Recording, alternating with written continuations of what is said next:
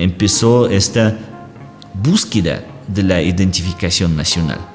Había también una identidad soviética, ¿sí? De las cuales escriben también un país sin identificación nacional o la idea nacional no existe o no puede existir, ¿sí? Limpio ni ruso ni ucraniano, si no hablan así una mezcla, ¿sí? El idioma oficial es ucraniano, ¿sí? Por ejemplo en el Estado y todo, pero también hay que entender a la gente ruso parlantes que dicen, venga, yo no soy ruso, yo también soy ucraniano. Yo también tengo pasaporte ucraniano y mi abuelo nació acá y mi bisabuelo también. Y acá está mi casa. Yo no me voy de acá pues solo porque yo hablo ruso. Y a veces cuando ganaba, no a veces, en Ucrania siempre cuando alguien gana, el otro no está de acuerdo y saca a la gente a las plazas. Eso se llama la guerra moderna, la guerra informativa, otra es la guerra económica, las sanciones. Entonces, y otra como enfrentamientos del combate como tal. Hasta ahora, pues casi siempre son tropas oficiales, pero también tropas paramilitares, ¿sí? Lo que no están bajo el control del gobierno. Hola a todos, bienvenidos a un nuevo episodio de Carreta Jurídica. Mi nombre es Sebastián. Como habrán visto por la miniatura del video, el tema de hoy es el conflicto ruso-ucraniano. Entonces quisimos entrevistar a un experto en el tema y por ello nos contactamos con el profe Mijail Krasnov. Él es un profe de la UPTC de Tunja, la Universidad Pedagógica y Tecnológica de Colombia, de la cual muchos de este canal nos encontramos muy vinculados. Entonces Fabio lo entrevistó en esta universidad para charlar de diferentes temas. Hoy en esta primera parte les traemos un video en donde compilamos algunos temas a nivel interno para entender este conflicto, cuáles son las raíces culturales de las cuales antecede este conflicto, algunos temas relacionados a cómo se ha dado este conflicto en los últimos años, cuáles han sido esos acontecimientos clave. Hablamos de las pugnas internas en Ucrania y la dificultad de la identificación de la nacionalidad ucraniana y digamos los bemoles que hay en ese tema. Y en la segunda parte de esta entrevista les traeremos ya algo más a nivel externo, macro, para entender cómo a nivel geopolítico podríamos leer el conflicto que en estos días está llenando los noticieros de todo el mundo. Queremos ofrecer algunas líneas de trabajo novedosas que no están muy presentes en los medios de comunicación masivo. Por ello nos parece muy importante abordar este tema desde un punto de vista académico y bien argumentado. Nos encantaría conocer sus opiniones respecto a las posturas que acá el profe plantea. Eso sí, la parte más jugosa del video y que puede, digamos, ayudarnos a entender mejor qué nos depara a nivel, digamos, del mundo. Todo eso estará en la segunda parte. Pero en esta primera parte va a ser fundamental para entender el siguiente video. Entonces, pues no les quito más tiempo, espero que disfruten la entrevista. Empezamos. La idea de por qué venir a Colombia, pues de hecho, o sea, yo le digo como accidente geográfico, ¿sí? Pero en el sentido de que, entre todo, también yo soy licenciado en español y estudié licenciatura en español en Alemania, ¿sí? Yo quise mejorar el español y hacer también como un año o un semestre de intercambio. Pues como cuando entré a la Universidad de Alemania, entonces empecé a tener ideas revolucionarias y quise ir para Cuba para mirar cómo es, digamos, el socialismo del siglo XXI. El concurso era muy grande y entonces pues y al fin me dijeron que también tenemos convenio, porque la UPTC tiene convenio a propósito con la Universidad Humboldt de Berlín, lo que pocos saben, pero sí existe, ¿sí? Entonces pues me dijeron, venga, o sea, en Colombia también tenemos un buen convenio que dan la posada, dan comida, entonces pues, pero todavía nadie se ha atrevido a ir para allá. Yo, listo, voy para Colombia, ¿sí? Entonces así vine. ¿Por qué la reticencia era colombiana? No, es que yo ni siquiera no sabía nada de Colombia y a mí no me gusta dañar la imagen antes de llegar, entonces pues ¿para qué? Yo vine acá sin haber leído un solo libro, pues he leído, yo creo que el único libro o la única información de Colombia que he leído era Las Crónicas de una Muerte Anunciada, sí, me acuerdo que estaba leyendo este libro en el avión para acá, sí. Yo vine como un estudiante de intercambio, o sea, yo estudiaba idiomas, entonces llevaba materias de lenguas extranjeras, idiomas modernos, en 2008 fue esto. Y yo estuve acá nomás un semestre menos, o sea, como 5 meses y medio. Pero me gustó y decidí regresar. Y luego, pues, como poco a poco me iba integrando acá a la UPTC, como docente ocasional, OPS, pues lo que es, ¿no? Entonces, aquí de a poquitos. Pero ahí empezó la vida entre Colombia y Alemania, ¿sí? Porque aunque yo había nacido en Rusia, pero toda la vida adulta la pasé en Berlín, en Alemania, ¿sí? Entonces a Colombia yo llegué acá desde Alemania. La gente por eso mucha piensa que soy alemán, ¿no? Entonces, por ejemplo, también dicto alemán por eso. Sí, en la Unión Soviética todavía. Yo nací en 78. Eso se llama Saratov. Queda a 900 kilómetros de Moscú hacia sur-oriente. Mi región tiene frontera con Kazajistán. Yo por eso digo que soy llanero, ¿no? ¿Por qué? Porque también es la estepa. Y mi llano tiene 5.000 kilómetros, ¿no? Hasta la frontera con China prácticamente todo es puro llano, ¿no? Entonces de ahí soy. Aún así, digamos, a pesar de que coexistían idiomas, ¿sí? El idioma del Estado era el idioma ruso, ¿sí? Entonces, pues, el idioma oficial del Estado, ¿sí? Que, por ejemplo, el idioma ruso pertenece a la familia eslava, familia de idiomas eslavos, lo que se dividen en tres corrientes.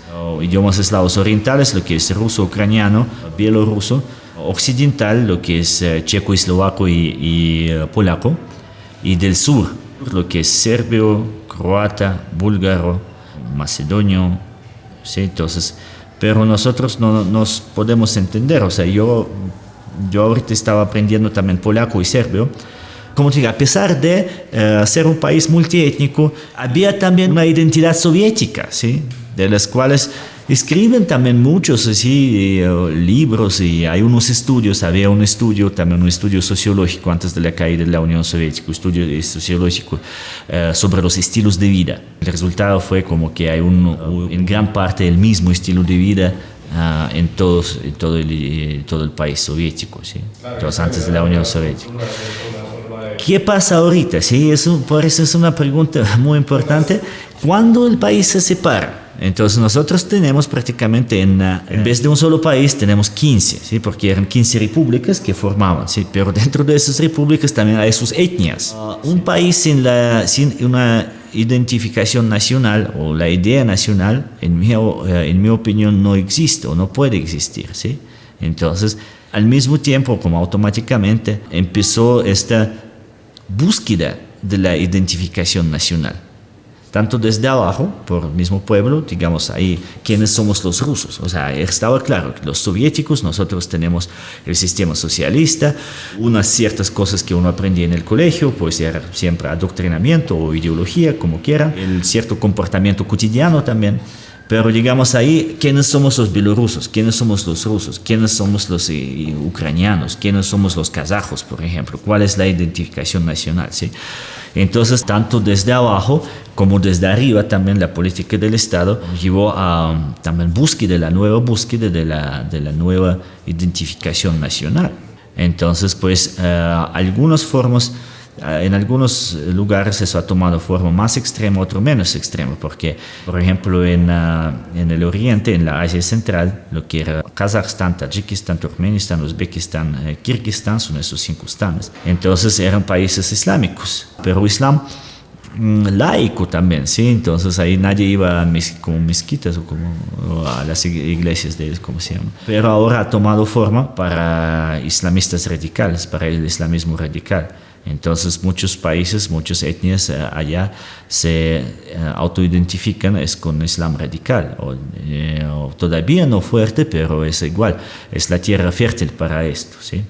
En Rusia, digamos, ¿cuál es la mentalidad rusa? ¿Cuál es la identificación nacional? ¿Sí? Pues es como también sentirse el imperio, ¿sí? Entonces, como sentirse el imperio, el extremismo, sí, pues todo a lo largo. Como en Rusia también tenemos un país multiétnico, es muy complicado sacar como una identidad nacional, ¿sí? Digamos. En Ucrania la identidad nacional también se ha formado formas extremas en forma de fascismo. Porque, en mi propia opinión, y pues piensen otros lo que piensen, la identificación ucraniana no es algo propio que nosotros tenemos estos costumbres, sino la identificación en contra. Nosotros no somos como rusos en este aspecto, nosotros no somos como ustedes en este aspecto, y en este aspecto tampoco somos como ustedes. Entonces, la identificación que empieza en la negación de la similitud. con los rusos, ¿sí? Así yo lo veo yo. Yo puedo equivocarme, ¿sí? Pero es mi opinión, ¿sí? Es mi opinión, puede ser subjetiva, ¿sí? Pero yo lo veo así. Entonces, en este deseo de extremo de no parecer al ruso, se toman la forma extrema como es nacionalsocialismo, no, nacionalsocialismo fue en Alemania, nacionalismo ucraniano, que también utilizan simbólicas fascistas. Pero yo no estoy diciendo que en toda la Ucrania, ¿sí? Entonces hay unos marginales, como unos grupos marginales, sobre todo en el occidente de Ucrania, que utilizan esta simbólica para autoidentificación, ¿sí? Entonces, pues acá a este punto llegamos donde nosotros vemos el problema de Ucrania como tal, del país, ¿sí? Sin tocar Rusia y sin tocar otros conflictos. País Ucrania, en las fronteras geográficas, es como ahora están, es muy complicado de existir. ¿Por qué? Porque en la parte oriental, donde ciertas regiones tradicionalmente pertenecían al Imperio Ruso, y simplemente solamente dentro de la Unión Soviética fue formada Ucrania en las formas así como tal, pero históricamente son regiones pobladas por la etnia rusa y por la etnia mezclada entre ruso y ucraniano, ¿sí? De ruso parlantes. Y en las regiones occidentales, ciertas regiones eran parte de Polonia, de Rumanía y de Hungría, ¿sí? Étnicamente hay muchos polacos, étnicamente hay muchos húngaros, étnicamente hay muchos romanos. Por ejemplo, la región Odessa, hay muchos también romanos allá, ¿sí? Ahí es donde nació esta idea, como no idea, como el idioma ucraniano como tal, ¿sí? Entonces, ahora prácticamente el país Ucrania en Occidente hablan ucraniano, en el Oriente hablan ruso, ¿sí? En la vida cotidiana. Y en el centro también, pues una familia habla así, otra familia habla así, o digamos también idioma mezclado, también se mezclan, como son idiomas muy parecidos, se dejan mezclar fácilmente. Si algunos no saben hablar limpio ni ruso ni ucraniano, sino hablan así una mezcla, ¿sí? El idioma oficial es ucraniano, ¿sí? Por ejemplo, en el Estado y todo. Creo yo que cada persona en Ucrania más o menos es bilingüe, ¿sí? Uno es más bilingüe, otro es menos bilingüe, ¿sí? ¿Y la prohibición como tal de hablar? Sí, entonces acá hay dos aspectos, pues que claro, al gobierno ucraniano también hay que entenderlos que pues para integridad del país, porque mira, o sea, el peligro de desintegración de Ucrania siempre ha existido, ¿sí? Porque en este orden, como está funcionando, es muy complicado, ¿sí? Entonces un país, digamos, va a mirar hacia oriente, otro país hacia occidente, ¿sí? La idea de integridad, yo creo que fue errónea esa la decisión de garantizar esta integridad mediante la integridad lingüística, ¿sí? Entonces, pues como prohibir ruso como segunda lengua oficial, ¿sí? Pero uno puede entender la idea cuál fue, ¿sí? Entonces, que el Estado es autónomo, entonces debe haber otro idioma, ¿sí? Muchos consideran que el idioma ucraniano es como un idioma inventado o algo así, pero no creo, que siempre ha coexistido, pero tenía un papel secundario dentro de la Unión Soviética, obviamente, como otros idiomas así étnicos, nacionales. Entonces, pero también hay que entender a la gente ruso parlantes que dicen, venga, yo no soy ruso, yo también soy ucraniano. Yo también tengo pasaporte ucraniano y mi abuelo nació acá y mi bisabuelo también. Y acá está mi casa. Yo no me voy de acá pues solo porque yo hablo ruso, ¿sí? Yo no soy ruso, pero yo soy ucraniano y mi idioma materno es ruso. Ustedes hablan como quieran su dialecto de pueblo, yo hablo es ruso. Entonces muchos lo tratan así. Esa parte también hay que entenderla, ¿sí? Entonces pues ahí yo pregunto, digamos, ¿por qué en los estados democráticos, digamos como Bélgica, hay 3 idiomas oficiales, ¿sí? En Suiza hay 4 idiomas oficiales. Y no hay ningún problema, ¿sí? Entonces allá es un problema por el idioma. Los que apoyan a eso dicen, no, pues que son democracias jóvenes y que todavía no son adultos, entonces hay que perdonarles esas decisiones, pero no, o sea, nosotros estamos hablando todo sin tocar el aspecto de la influencia del occidente, de la gente, de los agentes de influencia que están metidos allá en los países para provocar, para causar el conflicto. lo que siempre lo hay. En todo lado hay agentes de influencia. Rusia maneja sus agentes de influencia en otros países y otros países también lo manejan en Rusia. Es algo normal, eso pertenece a la vida cotidiana y uno no puede vivir en el mundo así, ver todo así como de color rosado. No, es así. Entonces, instituto de espionaje, instituto de mantener a agentes de influencia, siempre lo hay. Lo tenemos nosotros, pero y también pues lo tienen los americanos, lo tienen otros. Entonces, Ucrania en ese sentido entonces está también entre Oriente y entre esas tensiones. sí, internamente y también por parte, o sea, internamente no son íntegros y por parte, por las influencias de afuera también se agudiza esta situación. Y yo estoy muy seguro de que esta promoción del nacionalismo no fue solamente automáticamente, que por parte fue también dirigido por los agentes de influencia del Occidente. ¿Sí? Claro, y que tenemos... Esta es mi opinión, ¿sí? Pero yo digo que la gente, Rusia también maneja sus agentes de influencia entre la oligarquía ucraniana y también tiene agentes de influencia, digamos, que llevaron a cabo de la independencia de esta región de Donbass también, ¿sí? Era un aspecto muy importante de hablar de problemas internos, de como tal, de unidad de la nación ucraniana, y no la hay.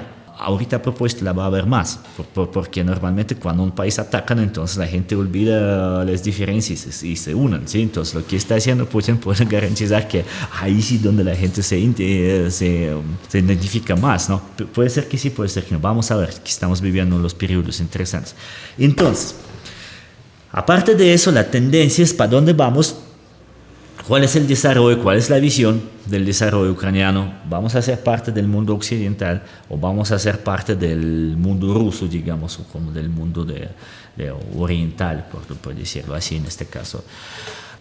Después de la independencia directamente, había dos presidentes que duraban ahí bastantes años y mantenían como neutralidad, ¿sí? Más o menos. Entonces luego llegó un presidente pro-occidental.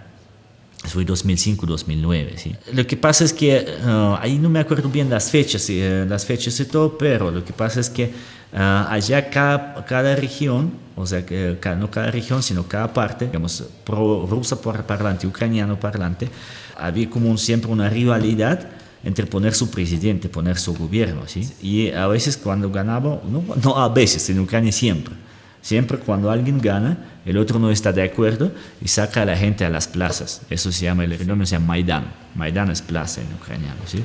Hacer la plaza. Entonces, el resultado fue cuando el presidente electo, que era pro-oriental, entonces el que dejó ese perseguidero del idioma ruso, entonces, y dejó los planes de integración con Europa, llegó al poder. Cierto tiempo después hicieron un golpe de Estado. Eso fue en 2014, donde el presidente electo huyó hacia Rusia, era un prorruso, y pusieron otro presidente.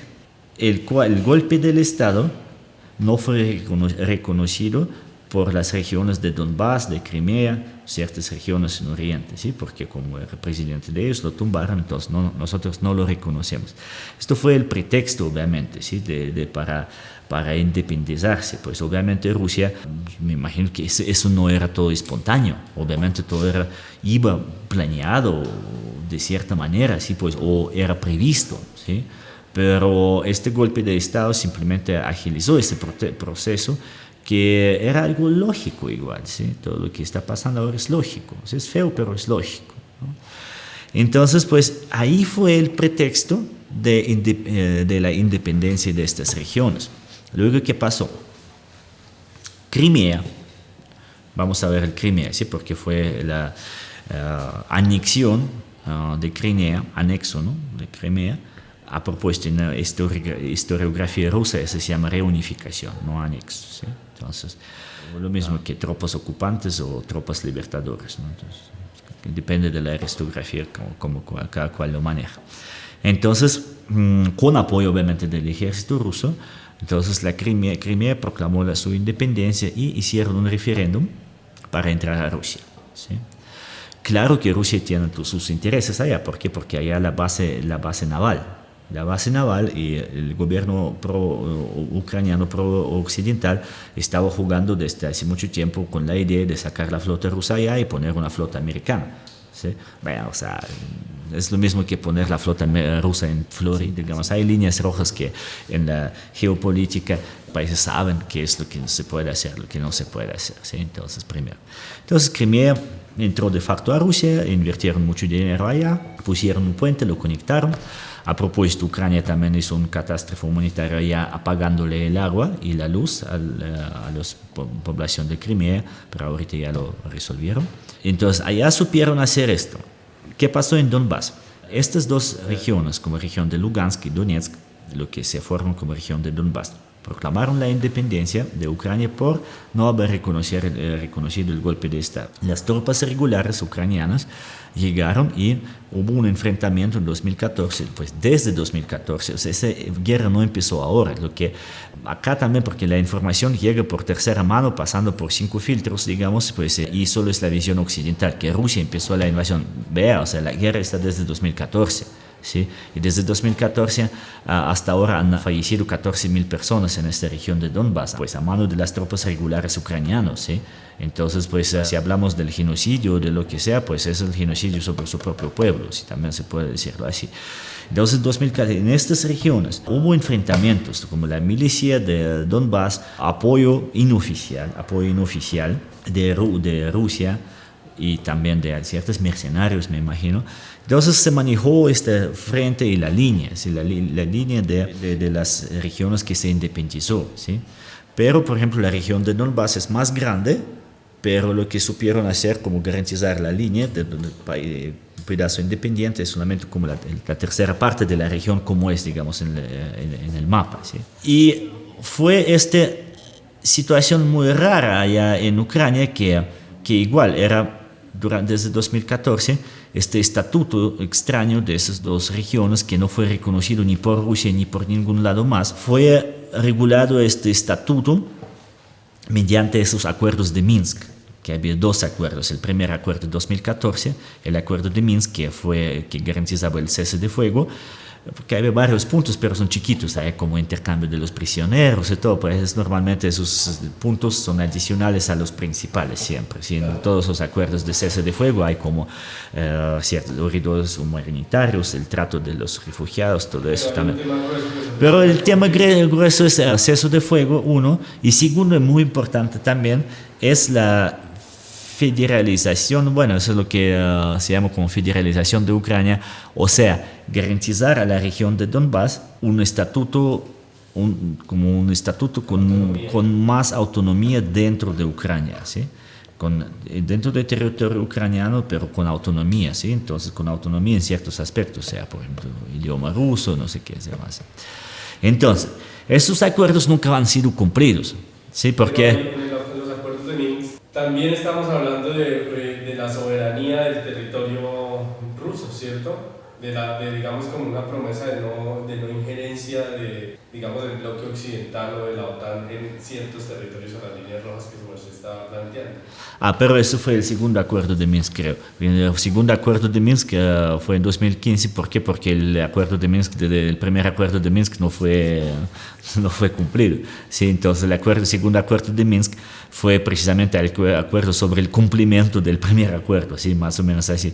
Y esto fue, mientras el primer acuerdo era firmado por Ucrania y Rusia, los representantes de Donbass, de LNR, como la República Independiente la República Popular de Donetsk y de Lugansk, y para no sé, como la Organización de Europa, OCDE, OCSE, creo, ¿sí? En español. Entonces el segundo acuerdo ya fue firmado dentro del formato como los cuartos del cuartet de Normandía, ¿sí? Entonces Francia, Alemania, Rusia y Ucrania, y con supervisión del Consejo de Europa. Entonces, pues el segundo acuerdo también es más detallado, ¿sí? Pues como garantizar el retiro de tropas de la línea de frente, qué técnica hay que retirar, que sí también pues era de no ingreso a Rusia, ¿sí? Entonces, porque es prácticamente uno tenía que acordarse, no es la independencia de esas regiones, sino la integridad de Ucrania, pero también le obligaba a Ucrania, si no estoy mal, es garantizar mediante el cambio en la constitución ucraniana el estatuto de estas dos repúblicas, lo que nunca lo habían hecho. En cuanto a los enfrentamientos allá también, o sea, siempre en estos casos hay muchas provocaciones. Normalmente en la guerra moderna se va por tres lados, ¿sí? Entonces la parte de la guerra informativa, otra es la guerra económica, las sanciones, por ejemplo, pues vamos a cortarle el gas a la Ucrania, no, pues vamos a cortarle agua para Crimea, ¿sí? Entonces, y otra como enfrentamientos del combate como tal, dentro de los cuales entrenamientos de combate ahora pues casi siempre son tropas oficiales, pero también tropas paramilitares, ¿sí? Lo que no están bajo el control del gobierno. El gobierno no tiene 100% el control, porque allá cada comandante, digamos, de cada tropa, entonces puede ir y hacer una provocación, digamos, a veces. Entonces allá, como tampoco hubo siempre cese de fuego, entonces unos dicen no, pues que culpables son ucranianos, otros dicen que no, son culpables son esas repúblicas, pero es ahorita en el mundo moderno no puedes saber cómo es la verdad. ¿Sí? Acá hay que mirar simplemente cómo es la lógica, cómo es el momento histórico, cómo es la lógica geopolítica de esos procesos y de ahí sacar las conclusiones. ¿Sí? Ustedes no han escuchado que un mes antes de este ataque, entonces todos los medios estaban diciendo no, que Rusia va a atacar a Ucrania, que Rusia va a atacar a Ucrania. ¿Sí? Entonces yo estoy contra esta guerra, ¿sí? A mí me da asco esto, ¿sí? Precisamente porque para mí es el mismo pueblo. Y era planeado, pienso yo, que estaba también previsto esta separación como el conflicto más grande de lo que pasó allá con propaganda rusa. Puede ser que es la verdad. En el mundo moderno cínico, y por qué no, como militarización de un país cercano como Ucrania. ¿Sí? Entonces era simplemente la cuestión de tiempo. Todos los países árabes, pues si nosotros no vamos a ver, nosotros no podemos ver Ucrania que es un conflicto aparte. No, Ucrania es simplemente el siguiente punto dentro de esa serie de conflictos.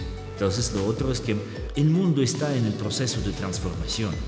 En mi opinión, ¿sí? En mi análisis, ahora estamos viviendo en el reformateo del sistema actual, de este equilibrio. Defiendo la idea de que en los últimos 30 años han aparecido los nuevos centros de crecimiento, tanto económico, político y militar, como es China.